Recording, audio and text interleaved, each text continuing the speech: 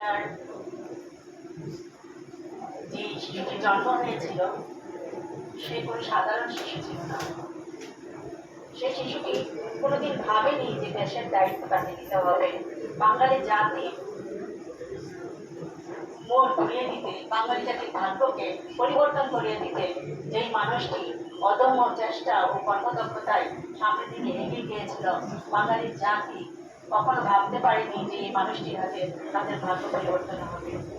1971 সালে প্রথম যে স্বাধীনতার কণ্ঠস্বর দিয়ে সারা বিশ্বকে বাংলাদেশকে কাঁপিয়ে দিয়েছিল, যার কণ্ঠস্বরে প্রথম যার ডাকে সবাই একসাথে হয়ে এই যুদ্ধে সামিল হয়েছিল এবং দেশকে স্বাধীন করেছিল, সে আর কেউ, সে মেজর জিয়াউর রহমানের কথা বলছি। আমরা ভুলে গেলে চলবে না, তার হাত ধরে আমাদের এই বাংলাদেশ স্বাধীনতার পর থেকে একটু একটু করে হাতে হাতে পা করে যেভাবে এগিয়ে আসছে।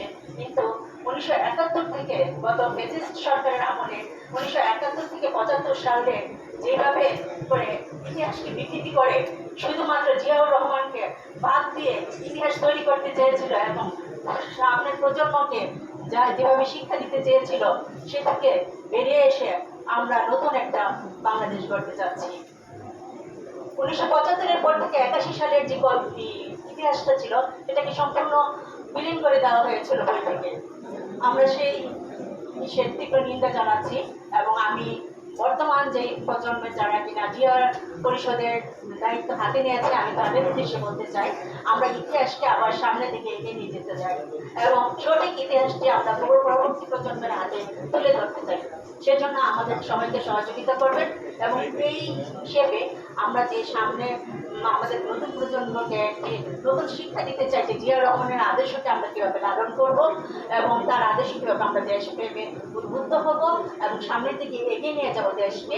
সেই জন্য আমাদের দরকার কিছু নির্দেশনা, কিছু মুভি তৈরি করা বা কিছু বইয়ের কিছু ইতিহাসের এগুলো সামিল করা, যেগুলি কিনা আমাদের দেশ একটা যে মেজর জিয়াউর রহমানের সুযোগ্য পুত্র যিনি বর্তমান প্রধানমন্ত্রী তারেক রহমান, আমি তার উদ্দেশ্য রেখে তাকে উদ্দেশ্য করেই আমি মোটামুটিভাবে বলতে চাচ্ছি যে সবাই মাধ্যমে যেন আমরা তার কাছে এটা পৌঁছে দিতে পারি যে আমাদের জিয়াউর রহমানের আদর্শকে সামনের দিকে তুলে ধরতে হবে আমাদের জাতির সামনে এবং আমাদের বর্তমান শিক্ষার্থীদের সামনে।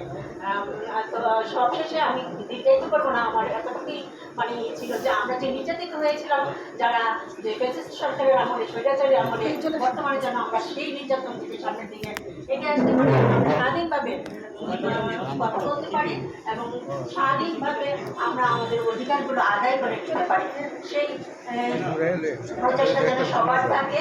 এবং আমরা যারা নির্যাতিত হয়েছিলাম, আমরা দেখতেছি যে এখনো আমরা কিছু কিছু মানুষ এখনো নির্যাতিত হয়ে যাচ্ছি।